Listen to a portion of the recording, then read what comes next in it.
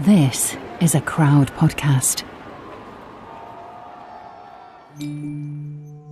I get hyper-aggressive. It probably sounds kind of funny. If I work too much and do too many things, even I start becoming a little too vicious to the people that we're after.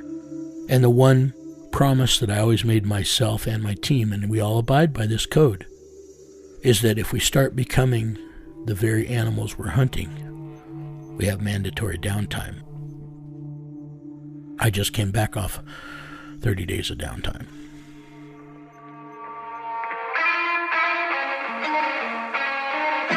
Casey has, of course, got another story for us in this episode, and we tussle over the American Constitution. But I've got some other things I'd like you to hear. Little clues which are helping me, and hopefully you too, as we try and make up our minds on just how truthful Casey is being.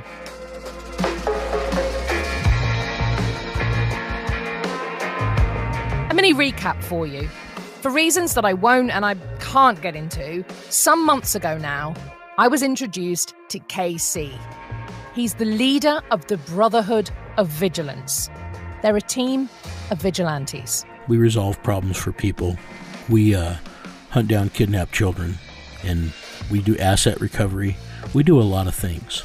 Since then, KC has enraptured me with his extraordinary stories of rescue missions, surveillance, brutal violence, love, vivid pictures of places, people, views on the police and the justice system, religion, rough times in his childhood, and on he keeps going.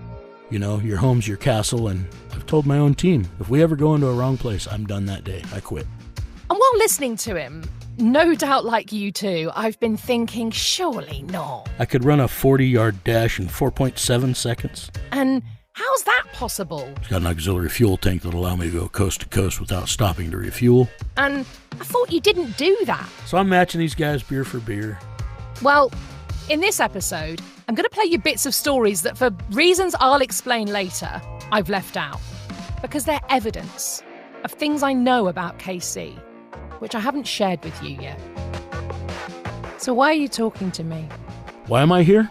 I'm here because I think that by telling our story finally, I think that there's going to be people out there that are going to realize that there's people like me and my team that will hunt you down and make you stand before God for what you did. I think it'll also start helping a lot of people and step up and realize if there's 100 of you and only one of a really bad person, and you step up, then you're going to stop a lot of problems. I'm Sam Walker, and this is American Vigilante, Episode 10, The Country Store. I want to talk to you about something really close to your heart. Macaroni and cheese, huh? Oh, that's another conversation. You told me about something incredibly close to your heart, where you said to me, if you go away and read that, you'll understand why I do what I do. And you'll understand what makes me tick. And it was the American Constitution. So I went away and I read the American Constitution. Did you really? I am so damn proud of you. Excuse my mouth. Don't I am sound so proud of you. No, you don't understand. That is not a small document, Sam. I'm impressed. Explain to me again what the Constitution means to you. It means America. It means the U.S. It means freedom. The Constitution is the lifeblood of our country. Okay, let's take something that's just everybody will hate and love. Let's really dig into this. Let's talk about the Second Amendment. Why did I know you were going for that one? Okay, let's just talk about that. And the reason that it's such a massive topic of discussion is because you've got all these people running around with guns. At least that's the way it's portrayed, but it's not true. Let's just point out the word gun isn't mentioned in the Constitution. Let's just point that out. Okay. So anyway, what's the Second Amendment about, Sam? Arms. Okay, arms. So we're talking about my right arm or my left arm? Well, this is a really interesting conversation, isn't it? Because... Oh, here we go. Okay, so let's just pretend we're all intelligent and take the word of gun out of context because, I'm not here to compare semantics with you, Sam, and you're not an idiot. You know what I'm talking about when I say guns. So the Second Amendment is about being able to arm yourself, not for hunting. It's so that the government cannot ever become so tyrannical that it can take possession of the people and use them as slaves. That's the bottom line right there. We are the largest army in the world, period. We, as people, outnumber our own military forces. But that's suggesting that we, the people, are one united force. That's right. A lot of people would say that's not the case, that there's lots of division. At the moment, you've got half the country who believes the president isn't the real president right now. Everybody's entitled to their opinion, you know. The Constitution gives you the right to freedom of speech. Well, freedom of speech is only free as long as you have the ability for it to be free. And the Second Amendment is what guarantees you the right to protect your ability to have those freedoms. That's the reason it was put in there. It doesn't say guns, you're right. But it talks about being able to be an armed public. One discussion I've seen is, well, hang on, when this Constitution was written in the 1700s, the weapons that are available today that can do incredible harm in the blink of an eye weren't available. What's that got to do with anything? One small group of people who had very similar backgrounds, whether that be race, whether that be socioeconomic. Yeah, whatever. Created a document more than 200 years ago. Is it still fit for purpose for a world that has changed so much today? Is a question I've seen asked, and I'm asking you because I'm interested to know what you say. Yes, it is. It's just evolving times, Sam. When you look at the words in the document, it says you have the right to bear arms to keep yourself free from a tyrannical government. Well, you sure as hell aren't going to do that with a slingshot when somebody's got a BMG. A well-regulated militia being necessary to the security of a free state, the right of the people to keep and bear arms shall not be infringed. Ooh. Where does it say about tyrannical government there? You got to read the rest of the document, Sam. Okay. All right. I want to know your take, bearing in mind what you do, on the Fifth and Sixth Amendment. Where's the public trial and the right to a jury and legal representation for the people you have engaged with? What do you say to that? Well, you have to put everything into context. When there's a woman, a child, an elderly couple, even a man, and I can see that a person has wronged them, whether it's rape, sodomy, brutality, whatever it may be. By violating somebody's rights, you forfeit your own, in my opinion. Looking at America today, how does it measure up to the America of 20 years ago in terms of the bad shit that's going down? I would say there's a lot less honor. There's a lot less code. I would say that there's a lot of people that are not being educated with the same core family and traditional values that there used to be. I grew up in, nowadays they call it a gun culture, but I grew up, using guns as a kid. We hunted for food.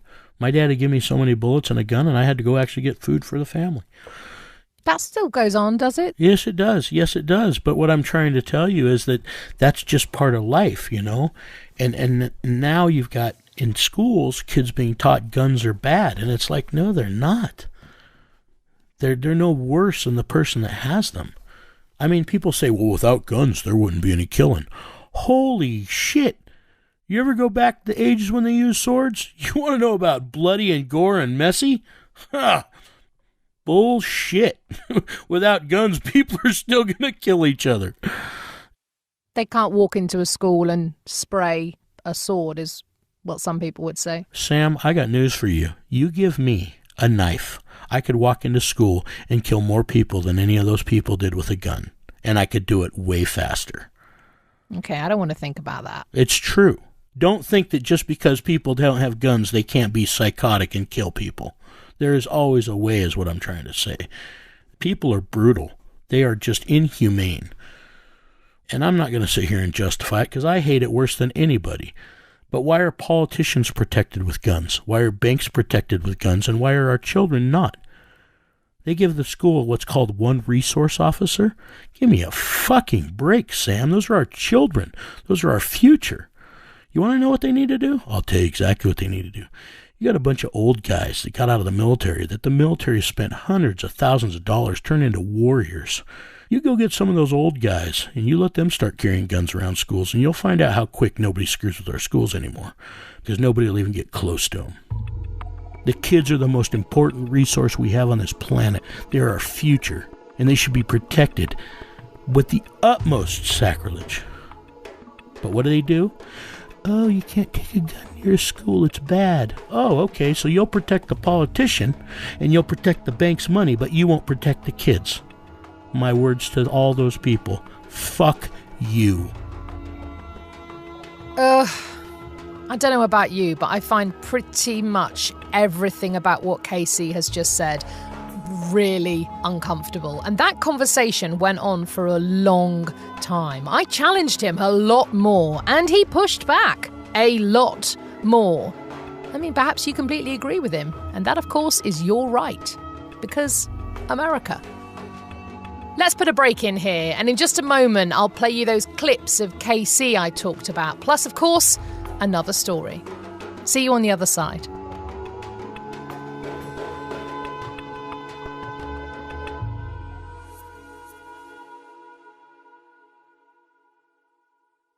This podcast is sponsored by BetterHelp Online Therapy. Check them out at betterhelp.com/AV. It's affordable, it's modern, it's not a crisis line, it's not self-help. It is professional counselling which you can do securely from home. Here's how it works. BetterHelp will assess your needs and match you with your own licensed professional therapist. You just fill out an easy questionnaire and it takes about 5 minutes. They have counsellors who specialise in stress, anxiety, relationships, sleep, self-esteem, anger, and so much more. You can even change a counsellor for free if you want to. They make it really easy to do that. It's really convenient, it's safe, it's private, and it's all done online, so you can do it by video, phone, or live chat. And you can send a message to your counsellor at any time. You can start living a happier life today. As a listener, you'll get 10% off your first month by visiting our sponsor at betterhelp.com/AV. Join over 1 million people who've taken charge of their mental health. Again, that's BetterHelp, BetterHelp.com/AV. This is the story of a man who set out to redefine lust and desire. Hugh Hefner built an empire out of his fantasies. But what about the women who made Playboy? What can their stories tell us about sex and power, then and now? I'm Amy Rose Spiegel. From Something Else, this is Season 2 of Power. Out now. Listen and follow on Apple Podcasts, Spotify, Amazon Music, Stitcher, or wherever you get your podcasts. Hello, I'm Katie Puckrick. Haven't I seen you on Wikipedia? 'Cause I'm there every day. I've got a new podcast called .com, the documentary series about the people of the internet. And it starts with that one site we all use, Wikipedia. Yeah, sure, it's just a little website. Who are these people? But no, it's not. The faces behind the screen, the brains behind the words. If you'd said to me, it will all be free. This is a hidden world. A place where people can come together and talk about the things that are important to them. And it's fascinating. We've just found a way in the Wiki universe to do that. I mean, how could Wikipedia not be corrupt at this point? Search for .com and subscribe now. How? I have got some big news to share with you, which I will do at the end of this episode. But first, fantasist. My dictionary says that a fantasist is a person who writes or composes fantasies. Definition of fantasies: imagination, especially extravagant, wondrous, unrestrained. But here's the thing I need to tell you. Casey's stories may sound like this on the podcast, but you know, when I'm sitting there actually talking to him, they don't. Now, I know he's listening, so I'm putting my neck on the line here, right? But I need to tell you that Casey can be a bit boring. Like when he's explaining the negotiation process for a bail bondsman contract. Oh. But whenever it's in what's called a paid forfeiture, which that one was, I can get double the money. So the guy told me, he goes, I can't authorize that. I was like, well, then you better call the owner. He can be rambly, uncomposed even, like here, talking about his dogs. The two pit bulls, I was afraid when his name was, well, it doesn't matter. His stories contain so much detail that really doesn't matter. Like this, from the Mexican job. So Murphy was walking through, and he comes back to me after about 30 minutes. He goes, you're not going to believe this. He goes, I met somebody I know. And I'm like, really? He's like, yeah. He often goes off on tangents which bear no significance to the actual story, like here, in The Marine's Wife. I heard some crunching sound, something big, heavy, and then it slowly moved off. And I didn't know what the hell it was. Bears are hibernating at this time, and the only time bears are out when it's cold like that is when it's hungry. And these tangents mean our conversations go on for hours. You know the bit in A Well-Earned Meal where they're staking out that gang member? And out steps this guy, and he goes into this house. He drives a Buick. And at this time, he's getting in the car to leave. I tell you. So the guy came back. Come back the next day. Went on. This guy comes walking out. For so that evening, that car came back. Ages. So again, night comes. Guy comes out. This guy going back and forth from the house. 3:30 in the afternoon, he comes walking out of the house. For days and days. And he gets in that car. He detailed the whole thing. Come to find out, he had left with him. It was exhausting. And I'm like, Jesus God, he's just leaving again. So here's my question. If you were going to make up a story, surely you'd just crack on with the spicy stuff. You'd leave all of this out. Save work for yourself, having to memorize it all. But he doesn't. He just talks and talks. I mean, a few pauses here and there, but no hesitation. This next one took him the best part of 2 hours to tell me. But cut down to size, it is some story. This one really upset me. This story today was a kidnapping. And the girl was kidnapped as a crime of opportunity. And pretty rough for her family because her extended family actually had another girl kidnapped years before.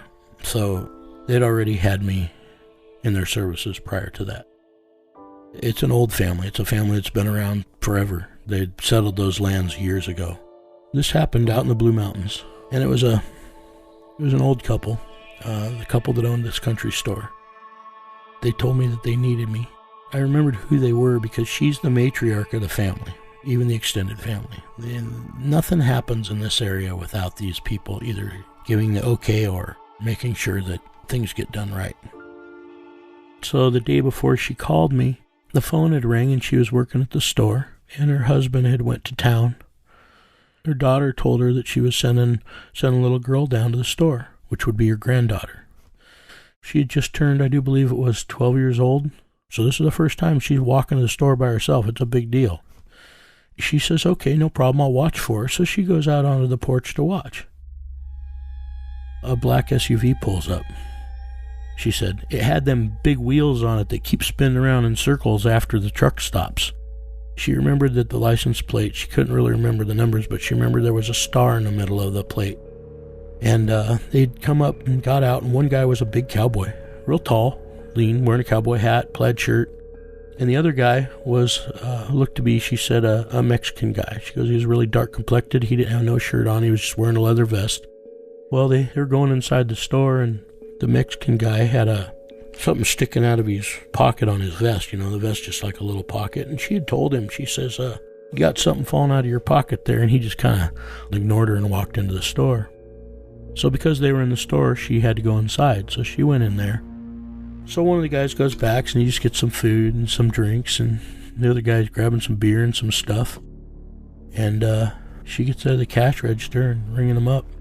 The smaller Mexican guy, he walked around the side of the counter, and he just kind of pushed her out of the way, and they proceeded to empty the cash register. And he told his friend, he says, I told you it'd be this easy. He goes, ma'am, he goes, I need you to take me back to the safe. And she can see a gun in his pants now. She starts walking to the back. And when she went in the office, there's a safe, and bent down to open it, but the guy walks in behind her, and the first thing he sees is the safe door is already open. So he grabs her by her shoulder, and he hit her so hard that it knocked her across the room. Her head smashed into the wall, and it addled her. So he's emptying the safe into a bag right there. So he got the money and his buddy, and they headed out. And she managed to get up and get through the office door, and she fell down out in the store. And she got up again and was trying to walk across the store, and she fell down again. Got up a third time, and that little old lady made it clear out to the porch this time. And she sees her granddaughter, and her granddaughter's about halfway there. Well, that SUV stops right next to her granddaughter. And that big cowboy got out of that passenger side. And he put his arm around her and grabbed her, and he picked her up and took her in that SUV. And they took off. And she passed out on the porch.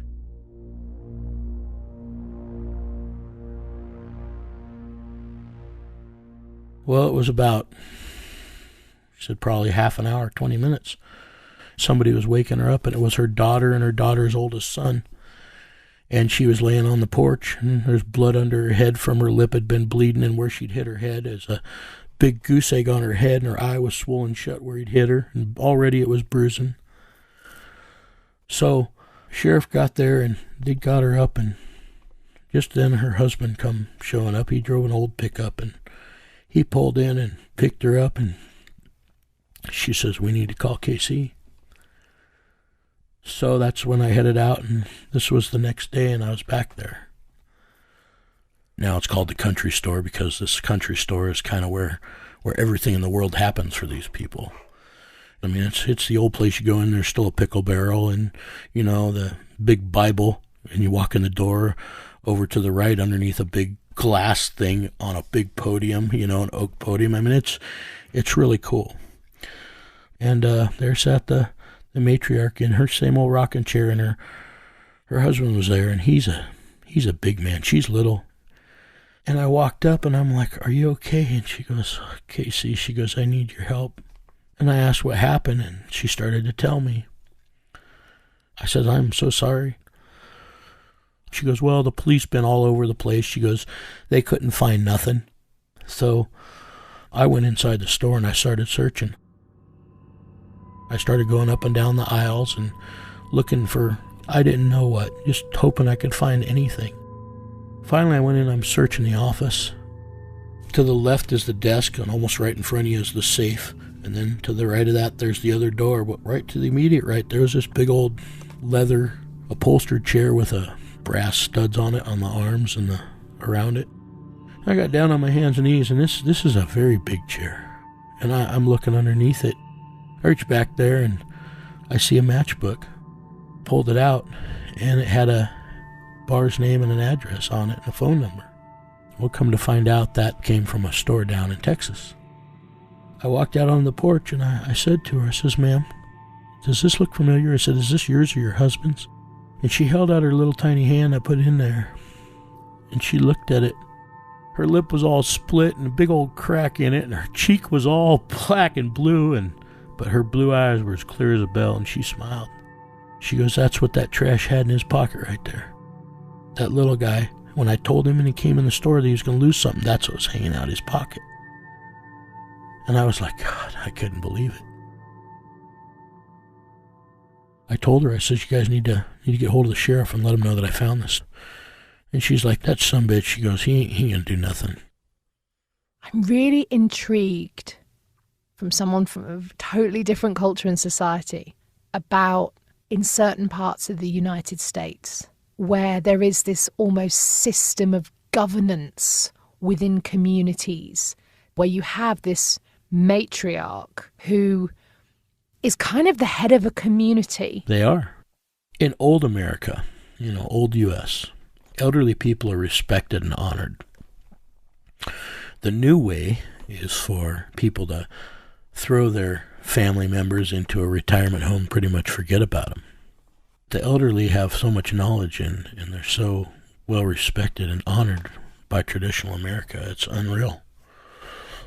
She is the mother of the entire clan, and if you step on her, then you answer to him. I mean, I consider it a complete honor just to know those two people. They are the salt of the earth. I mean, you want to go back to your words, your bond? Those people wrote the book on it. So I headed for Texas, and I called an old client in Texas, and I said, hey, I'm gonna need a place to sleep. I called in one of those favors. Pulled in there, and when I got out of the wagon, he comes over. His name's Claude. And Claude held out his hand, and he goes, it's good to see you. And I said, it's good to see you, sir. Casey, he goes, I know that you pretty much work alone and just with the people that you have. He goes, but I want you to know, my family's all over Texas. He goes, if there's anything we can do, he goes, we want you to know that you can call on us. If you need a place to stay, if you need guns, if you need somebody to go with you, he goes, I want you to know that we're all here for you. It touched my heart. Texans are an incredible breed.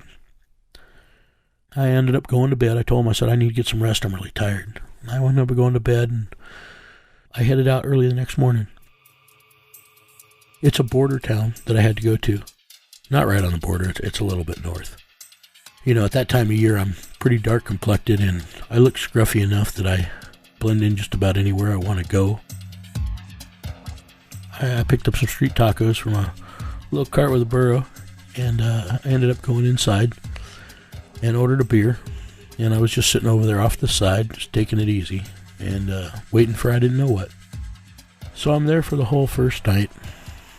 Nothing. I spent the next day prowling town. I went to surrounding towns. I asked questions, and I just kept getting dead end after dead end. This went on for probably about a week and a half. I ended up renting a hotel room just outside of that little town where the cantina was, because that was honestly the only true solid lead I had. I decided to expand my search and go across the border. So I went across the border into Mexico, and I pretty much started doing the same thing. The only exception is that every night I came back to that cantina, hoping to see somebody or the rig. Well, I was about 9 days into this whole thing now. I'd been down below the border for 3 days. I was having lunch, and I'm sitting on this oak stool out in front. They got these little tiny tables, and I'm having some carnitas, and driving right by was a Range Rover with great big wheels on it. Now the windows are all tinted, and I can't see nothing else. And I've only got a suspicion it's a Range Rover because she said it was funny looking, which means it wasn't like a Chevy Blazer or something like that. She would have recognized that. I got out, I tried to tail him, but traffic was so horrible there, I couldn't. By the time I got my vehicle turned around and got going, I mean, I lost him within 2 blocks. I couldn't keep visual. It was impossible. The cool thing that I did get to see, though, is that it did have a Texas license plate on it. It wasn't a Mexican plate. I ended up not seeing it again that day. And when I went back to the U.S., I didn't see it that night either. And I didn't see it the day after. So we're about going into 2 weeks now. You'd spent a good couple of weeks sitting in this border town, clutching a matchbook, hoping that you would get lucky and spot this vehicle. But do you get frustrated? Do you get angry? Well, I don't get angry easily when I'm working, because when you get angry, you make mistakes. And my biggest fear is having to come back to a dad or a mom or a grandma and tell them I can't find their kid, or I couldn't give them the peace that they wanted. That terrifies me more than anything. That's what keeps me going a lot of times when I want to quit. I was at that cantina late. It was a Saturday night. And I decided that instead of going to bed, I was going to go down into Mexico, check out the nightlife down there. And there was a discotheque a little bit ways down the road. That's where I'd seen that SUV, and I was hoping it was kind of an arterial, a main thoroughfare. So I was hoping that I might get lucky enough to see it again. So when I got down there to the discotheque, that SUV was parked in the parking lot. I'm looking at it, and I'm like, yeah, all I need is a cowboy and and a Mexican with a leather vest, you know. So I still don't know if this is the right one. And now, again, I'm torn between going inside and sitting on this vehicle and hoping for a lead. I set up over on the outside wall of the discotheque. There's a plant there and a little bench and a couple old chairs, and I just sat there and I waited. And it wasn't long, probably 20, 30 minutes. Big, tall, white guy come walking up, not from the discotheque, but from out in the parking lot. And he opened the door and he climbed in there and he started it up. I was lucky enough that when he pulled out, he went toward the parking lot, toward the direction that the vehicle that I had was. So I just had to walk down there, and I could walk way faster than he could drive through that parking lot, believe me. It was so many people and so many vehicles, it was crazy.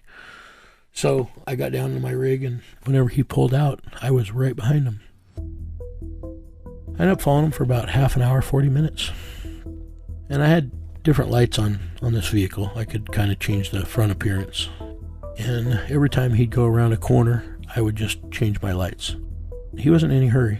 He was going slow. He stopped at a store and got some drinks, and then he stopped at another place and he went inside. He was picking something up, and he got it in his vehicle and he left. And then he ended up pulling up this old house, nice old house, stucco outside. He grabbed the bag that he'd picked up at the last house, and he had the drinks, and he started walking up the stairs. Went into this place, and I heard the door close, lights come on. I pulled out my spotting scope, my parabolic mic. I started trying to peep through the window, and I got the mic trained on the place, and I'm listening. I heard voices, probably 3 or 4 people, at least 2 women, and these weren't little girls, these were women. And I heard another voice, and that voice had a really thick, he was speaking in English, but he had a really thick Mexican accent. And a guy walks right up the window, just looking outside at the city, because it's kind of up on a little bit of a hill. He's Mexican. He's not wearing a black vest. Wish he was. He didn't have a shirt on. And that big, tall cowboy came over and stood by him, and the size difference was pretty impressive. And then one of the girls came over and started tugging on the big guy's arm, and they went off in the other room. And after that, the things I started hearing, I just shut the mic off. I wasn't going to listen to that. At no time did I approach the house, not at all. If I go up to that place at all and compromise myself, then he's going to be on to me. And if it's not the right guy, then I created a problem where I can't even be down there anymore. So I sat there all night.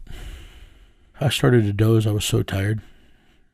And the next morning, probably around 9, 10 o'clock in the morning, both the guys come out of the house.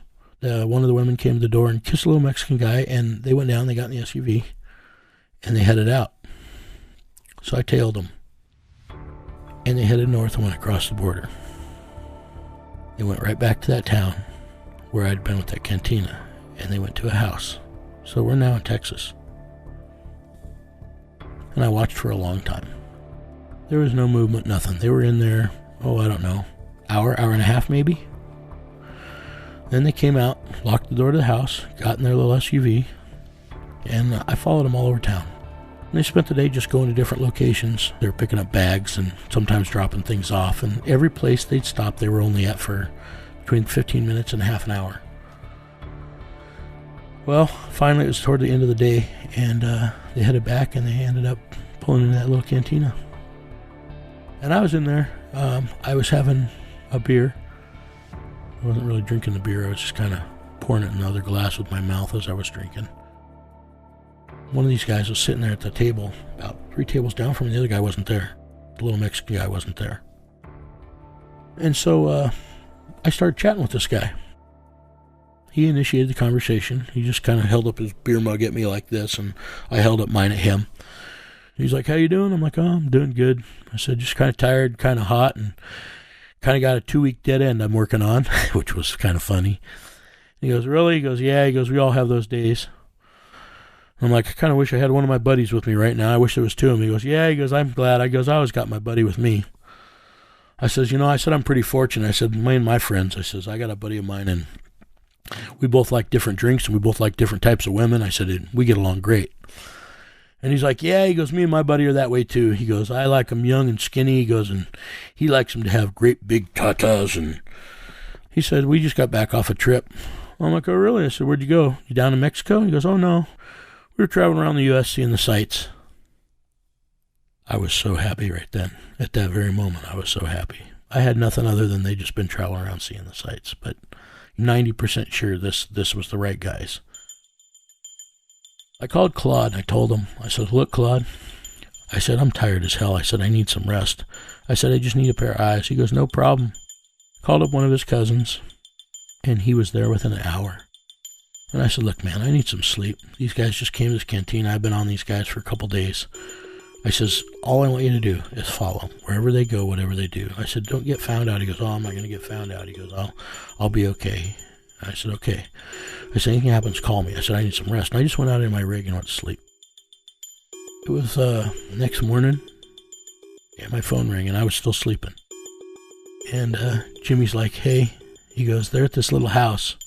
And so I described the house that they'd been to the day before. And I'm like, the house here in town? He goes, yeah.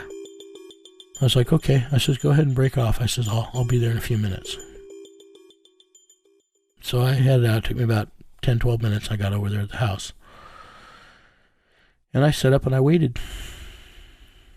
I couldn't hear nothing. I didn't see nothing. Finally, they came outside. They got in the Range Rover and they left again. And I'm really dying to go into this house, but I don't dare lose these guys. So I choose to follow them. And I really want to go into that house. I just want to see what's in there. Because one thing that they didn't come to this house with, all day when they're going to these different places and picking up bags and looks like they're making drop-offs and pickups, none of that stuff comes back to this house. This was separate. So I followed them again, and they went down into Mexico, spent the rest of the day driving around doing their stuff, doing their pickups and all that crap, okay? So that night, they went back north across the border again to the cantina. So I went out on a limb. And when they got out of the Range Rover, the little Mexican guy came out, and he opened the driver's door. And I walked up behind him, and he kind of looked at me, and he goes, what you want, man? And I'm like, just looking for girls, man. And he says, you hook me up? You know anybody? And he goes, man, there's girls all over the place. And just then, the big white guy came out. He goes, hey, man, how you doing? And I'm like, good, what are you doing here? And he goes, this is our hangout. He's like, hey, you want to hang out with us? And I'm like, I'd like to. I says, but I'm really looking for something tonight. He goes, dude, we got girls. I'm like, well, I says, yeah. I says, you got girls. I was like, but that's not what I'm into. And he goes, oh, come on, come hang out with us. So I went inside and I had a beer, and we're just sitting there. And he's kind of probing me, you know, what you looking for? And I'm like, I pointed out a couple girls, and they were really young. I said, one of those suit me good. He goes, we could buy one of them some drinks. And I'm like, well, and just then a couple guys come up and started hanging out with those girls that they were obviously there with. I says, well, I just like them a little young, that's all. And the big guy kind of smiled, and he looks over at his Mexican buddy. He goes, yeah, he goes, we do too when we get the chance.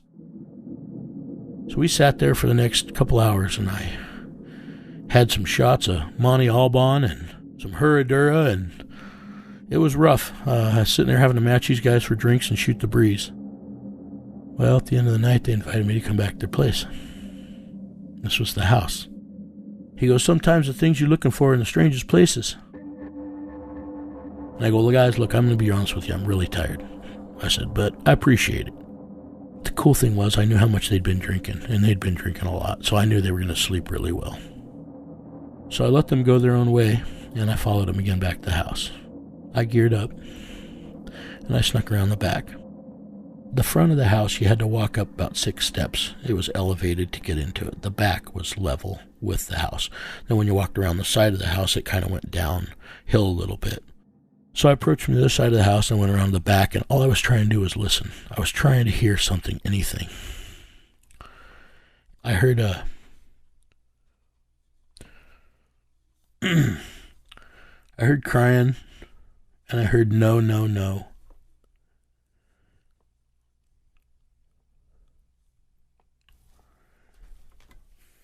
You gotta give me a minute.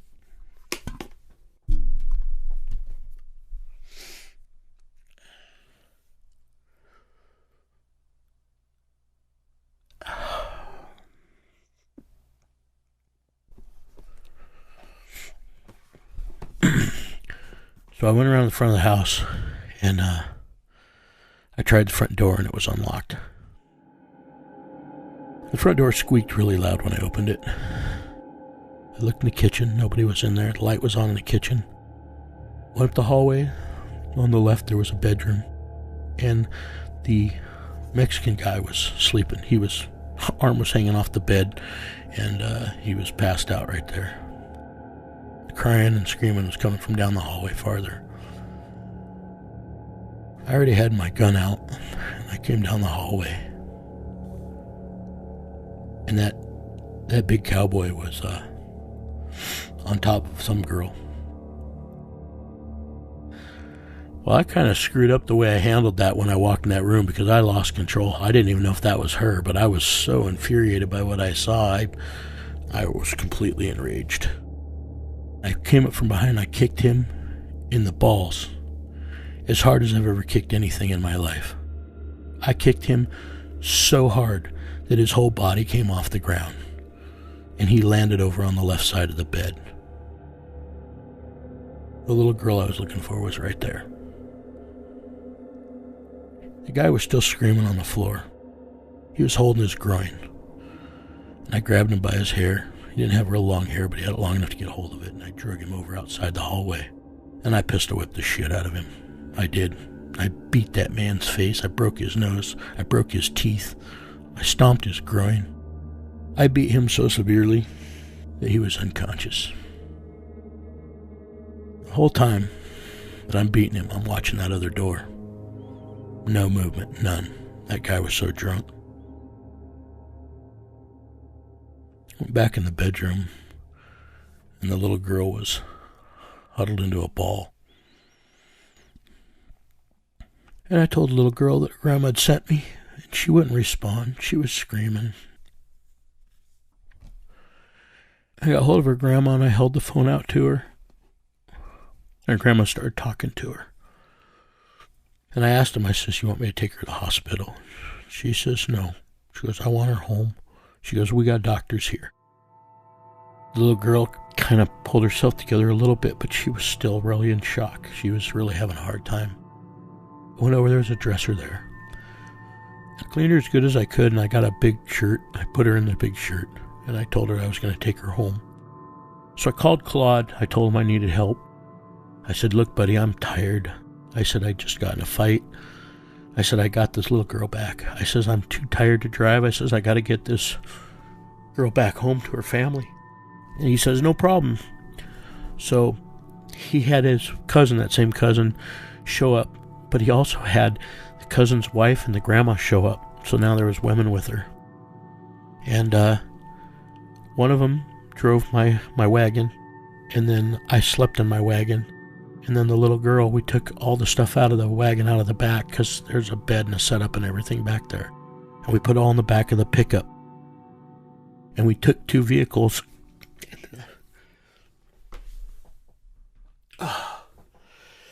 And these people drove all night. They got her back to the country store. And the father, who is the matriarch's son, he come and he picked her up in arms, and he took her over to his wife, and they headed home. Claude, the first time he'd ever met these other people, and they realized that they had a lot in common. The little girl that I'd just gotten back was the same age as Claude's daughter that had been kidnapped. We sat there on the porch for a little bit, and they invited me into the country store, and he took that big glass lid off that podium. It's got that Bible in it, and he opened that Bible up to the back. And he says, "Casey, I want you to sign this." And I kind of looked at him, because in this Bible is everything. I mean, I can see the list of the marriages and the births and everything for this family. Their family goes back generations, and they don't like outsiders. And anybody that's not their family, that's grown up there, is an outsider. But when I signed that Bible, I wasn't an outsider no more. I was part of the family. Pretty big deal. Really big deal to me. I felt pretty damn honored signing that Bible. Yeah, that's it.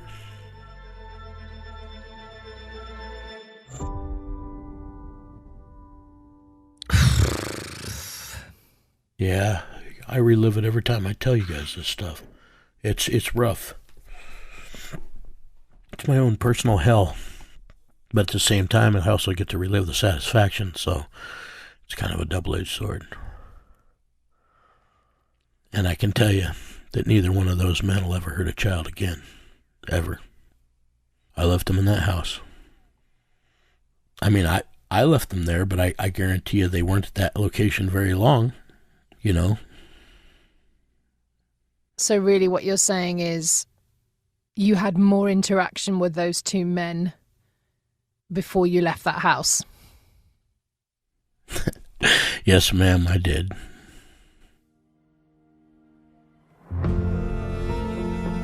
Coming up in the next episode, I've thought a lot about how to describe to you what happens.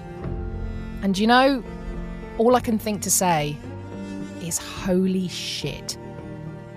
Do you remember the woman who Casey rescued as a small girl? She's agreed to talk to me. I remember the person that had done this. We're going to call her Dee Dee. I remember seeing his face. I hated him so much that I wanted to hurt him. It's quite the conversation, and I cannot wait for you to hear it. And I just remember that feeling of like, we shouldn't do this. I know we shouldn't do this. I look back and I'm like, what other choice did we have? American Vigilante is a Crowd Network original. It's presented by me, Sam Walker. It's produced by Phil Brown and Steve Jones. The executive producer for Crowd is Mike Carr. Associate producer for Stowaway Entertainment is Jeff Singer. The music we use is from our partners, BMG Production Music. If you want another Crowd podcast to listen to, try Murder in House 2.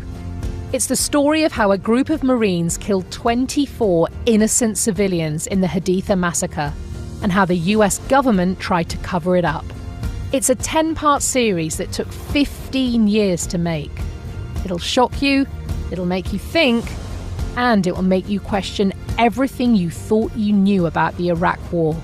Search for Murder in House 2 in your podcast app.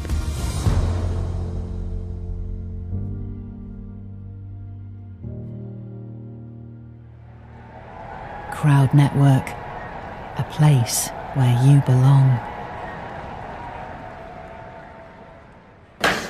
Come to order. This investigation is convened by Lieutenant General James T. Mattis, commanding officer.